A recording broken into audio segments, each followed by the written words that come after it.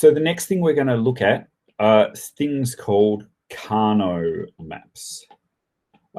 There's lots of videos of these out there. There's a couple of good links in the sector online lesson that can take you to some videos that explain it. I'm going to try and do it reasonably quickly so that you've got lots of time to practice. Be aware that the TCE course that we're in at the moment uses slightly different notation to just about everyone in America. So if you are looking at any YouTube videos on how to do Karnaugh Maps, be aware that the notation is a little bit different, but the concepts are all exactly the same.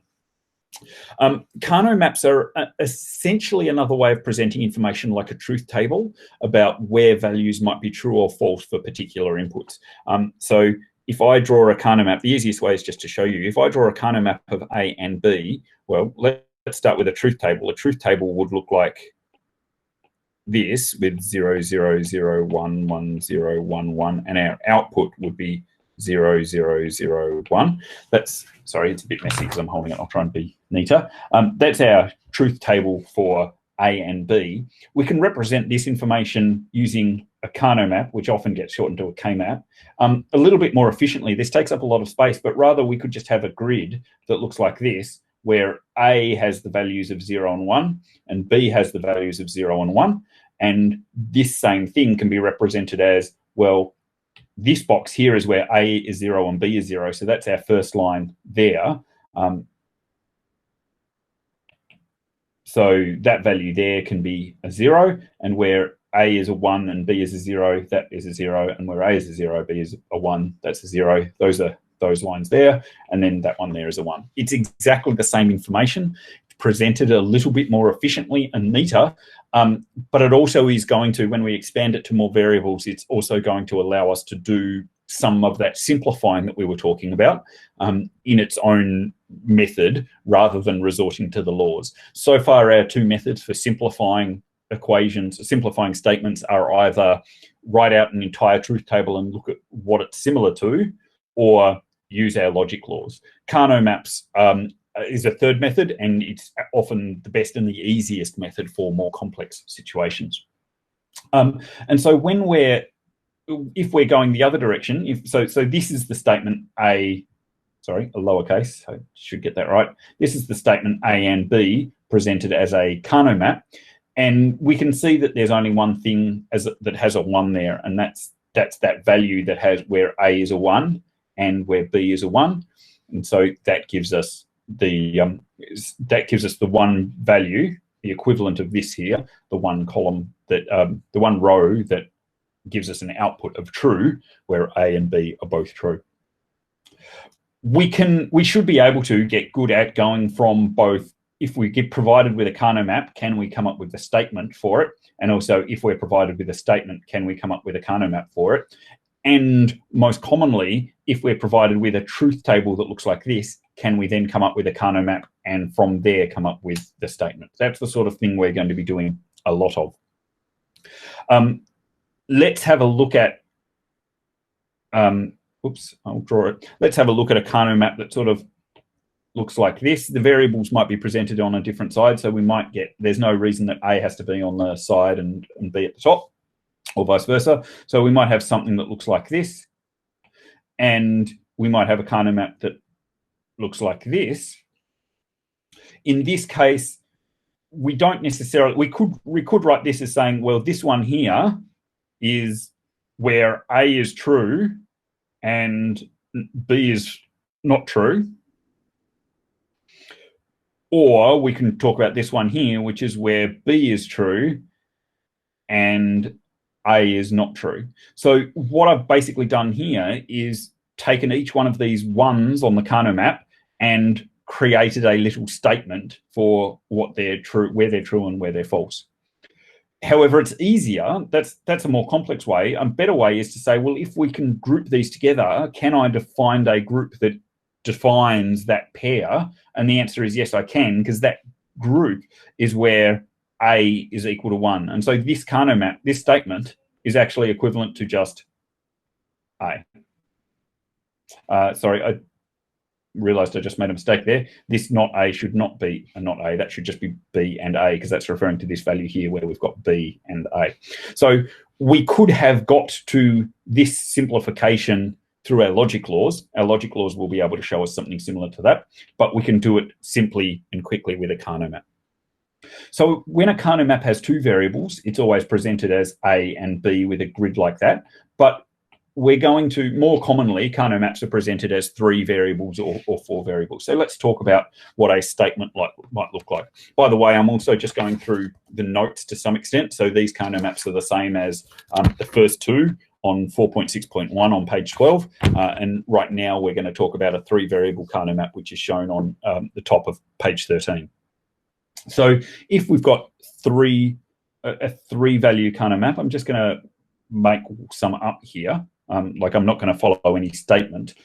We need to have where we need to have A and B and C, but we can't go into the 3rd dimension.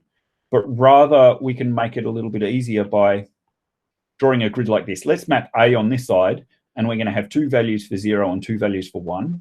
Let's map B on this side, and we just need to make sure that there's a place where the 0s overlap and the 1s overlap, but there's also differences. So I'm just going to do it like that. That's the standard pattern.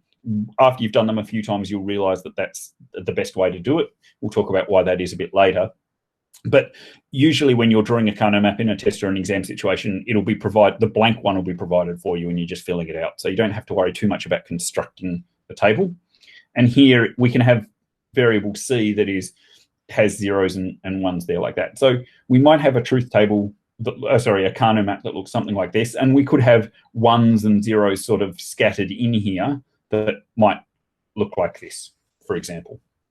Now, if we could come up with a truth table that would represent that. So we could go backwards to get to the step. Let's have the values A, B, and C and our output. And so we'll count, these are all our possible values, 0, 0, 0, 0, 0, 1, 0, 1, 0. I'm not going to do the whole thing, etc., etc. And this whereabouts is 0, 0, 0. Well, looking over at our Karnaugh map, A is 0, so we need to be in, so we know that for this particular row, we know we need to be where A is 0, so we've limited it to that top 4, that's where A is 0. We also know that B is 0, so out of those, we're in that pair, and we also know that C is 0, so we're there, which means there's no 1 there. I should have put in some 0s as well. Sorry. I'll talk about that later on. So that's our Karnaugh map. And if we're representing that Karnaugh map as a truth table, we can find the address of that thing, which is this value here, and I'll copy that to there. And then this next one is, again, A is 0, B is 0, so we're in that top 4, then we're in that top 2, but where C is 1 means we're referring to there. So you can see the most important thing is that each one of these rows in our truth table corresponds to one of the squares in here. And it's just sort of finding the right combination using a coordinate system to work out what's true and false. Again, I realize that this is really messy. It's much better if I'm teaching on a whiteboard. I can just point to things without having to circle them.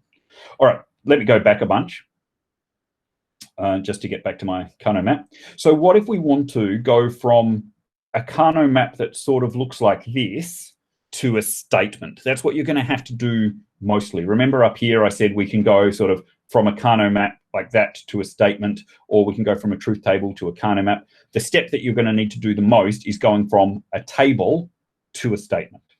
How are we going to do that in this case? Well, remember earlier, let's have a look at this example. Remember, I could have joined my ones up with separately and come up with a statement for each of them and joined them together with an or I could pair things up as a group. When we're grouping, that grouping skill is something we're going to practice a lot. And when you're grouping, you need to group things into the biggest group possible, but it needs to be a power of 2 and it needs to be a rectangular shape. So in this case, I can identify there's 4 things there. I can group them all up together. What grouping is that? That is going to be the value of C, because that's where, what do all those 4 things have in common? Well, A is different for all of them. A is different for all of them. B is different for all of them. But the one thing they've all got in common is that C is 1. If we were trying to group up that group, I'd call it not C, because that's the place where C is 0. All right. So in this case, I'm grouping up all the ones where C is 1. I'm going to call that C. And I also want to join that up with any other ones that I haven't covered yet. Which ones haven't I covered yet? I could join it up with that, which I would call, so essentially I'm now trying to label this thing, which I'm going to call not A, because A is 0, and B, because B is 1, and not C. All right, so the coordinates of this one have a not a 0 for A, and a 1 for B, and a 0 for C. So that's the same as not A and B and not C. That's a way of doing it, but there's actually a slightly better way of doing it. I'm going to undo that. And let's remember that we can group things up. The bigger groups are better. And it doesn't matter if we've got overlap. So rather than trying to just define that group, that little individual one, I'm going to group that one up as a pair with the one next to it. What that will allow me to do is give that pair in a little bit, I can give fewer terms. Basically, what you should realize is that, yes, previously I said we had not A and B and not C, but we should realize that that not C doesn't actually matter, because if we include the bit next to it that includes C, we've already included that one. We've already counted it, so it doesn't matter. This is really complex. It's something that you're just going to get better at. But how we're going to answer this then is C and not A and B. Because this pair here, what's the address of that pair? How to identify it? That is the pair that has not A and B. So I can ignore whatever C is doing when I'm defining that pair. So this statement here is my final answer. C or not A and B is a way of defining that truth table, that Karnaugh map there. Have a look at your notes now. You can see a couple of other examples of truth tables with 3 variables at the top of page 13. You'll notice quite often with Karnaugh maps that squares are left blank. So for example, if I'm looking at this truth table, so this Karnaugh map here, quite often zeros are just not included. You might see a Karnaugh map that just looks like that. So if a square is blank, it's assumed that it's 0. Quite often we only show the ones to save some time. And I want everyone to be looking at 4.6.3 now. We can see there a Karnaugh map with 4 variables as an example. First of all, there's a massive truth table, which we can construct from the statement, although that gets fairly complex. And then the most important skill is being able to go from, I'm looking at this document and hopefully you can see it too. The most important skill is being able to go from a truth table that looks like this to a Karnaugh map. Can we fill out the Karnaugh map appropriately? And then from there, can we come up with some statements? So that Karnaugh map itself looks like we've got A and B and C and D.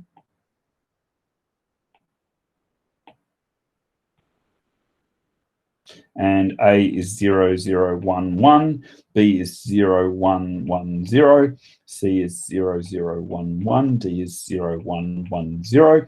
And we've only got a 1 in that box and that box and that box and that box. What's the most efficient way to cover all of those ones with groups? What's the most efficient way to, basically we need to sort of make sure that we've selected all of those, but we're only allowed to select individuals or pairs or groups of 4, and the bigger the better. So I can't select those as a group of 4 because they don't form a nice rectangle, but I can select them as a group of 2 there and a group of 2 there. So 2 pairs is going to be the best, most efficient grouping for that. The skill, if you turn the page, have a look at page 17, you'll see a whole bunch of Karnaugh maps where we're just practicing that exercise. The skill is just, here's a Karnaugh map. How are you going to group them? And the first step is always drawing circles on them like I've just done. So can you find a pair that are next to each other? If so, circle them. Can you find a group of 4? If you're looking at question 3, you can see that there's a group of 4 ones all together. So I can join those in a rectangle. Also, if you're having a look at question 4, there are 4 ones that are also all together, so I can join those with one single group of 4. So a group of 4 works, if having a look at my diagram here, a group of 4 works if it's an entire row, or if it's, I'll draw this in blue, or if it's an entire column, then we can group those 4 together. But we obviously can't do that if our group of 4 is some odd shape like this one here. All right. Bear in mind, one extra trick, that's the main stuff. That's what you sort of need to practice. That's what you need to know to start working on the questions. And the exercises, sorry, the next page, if you're having a look at page 14 and 15, there's just some more examples that explain the same thing that I'm talking about right here. But page 15 explains one final really important concept that I just want to discuss as well. I'm going to just undo this so I've got a nice blank 4.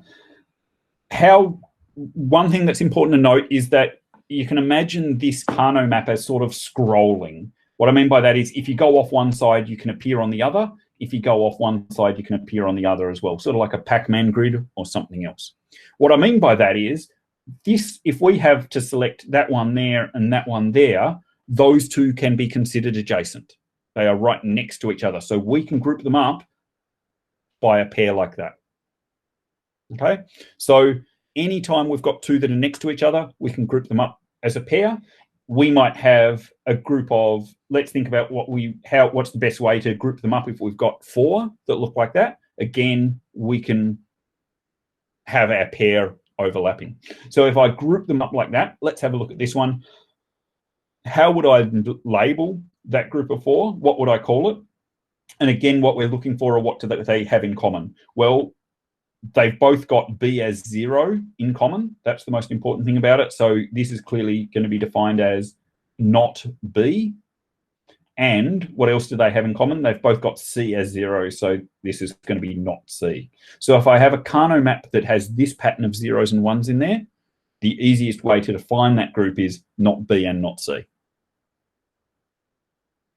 There's a lot of stuff there. I do want to stop so that you've got enough time to practice it. We've got until 1 o'clock is when this lesson goes to. Again, I've recorded the video and it will be uploaded to YouTube, but that process, it takes a while for Google to send me the video after I press stop on the recording. So you can't assume that that's going to happen in the next 10 minutes or so. It will take a lesson. What I want you to do now is feel free to read through the notes on pages 13, 14, 15, and 16, although it's really the same stuff as I've covered, so hopefully you don't need to, but if you want to read it again in a different medium, you can. Have a go at some of the questions. Start on exercise on page 17, exercise 4.6.6, which you're really just circling the groups. In the first one, there's no group. You're circling the individual. How can you label it? An important thing to note, by the way, before I go any further, sorry, one more thing. The reason we prefer bigger groups is they can be defined by less variables. Here is a group of 4, and you'll notice that if I'm drawing up a group of 4 separate ones, 4 lots of 1 takes 2 variables. What I mean by 2 variables, to define that, I need to list a B and a C, or an A and a D, or a C and a D or something. I need a combination of 2 of them to define a group of 4. If I had a group of 8 like that, this group here I can define as not C. So if I've got a group of 8, I only need to say I only need 1 variable, which in this case would be not C.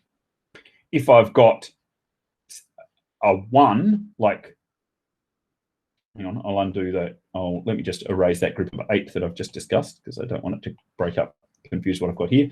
If I've got just one single 1 by itself, I'm going to need to list all 4 coordinate patterns to get there. As in, the address for this one is going to need to have a definition for A and for B and for C and for D. So in this particular case, well, A is false. So I'm going to have not A, and B is true. So I'm going to have and B, and I'm going to have C, and I'm going to have D. But to get, oops, D. And so this combination of variables here refers to just that one single square there. So you can see why, hopefully you can see why the bigger the area that we choose, why it's better to pair things up. Because if we pair things up, if we group them, the bigger groups that we can select, the fewer variables we need to define our thing. So the more efficient our solution is. Also, don't forget that we can overlap. So if I was trying to do this group here, including if I was trying to cover all of those 9 squares, these 8 and that 1, I could describe that as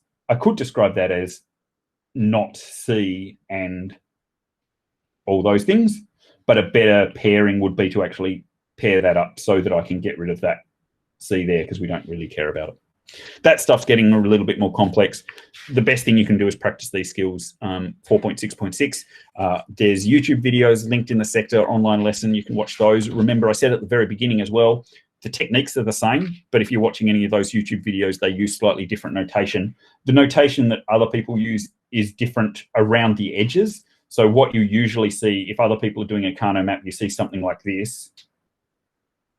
And this top line will be defined as AB with 0, 0, 0, 1, 1, 0, 1, no, 1, 1, 1, 0. And this line might be defined as CD, 0, 0, 0, 1, 1, 1, 1, 0.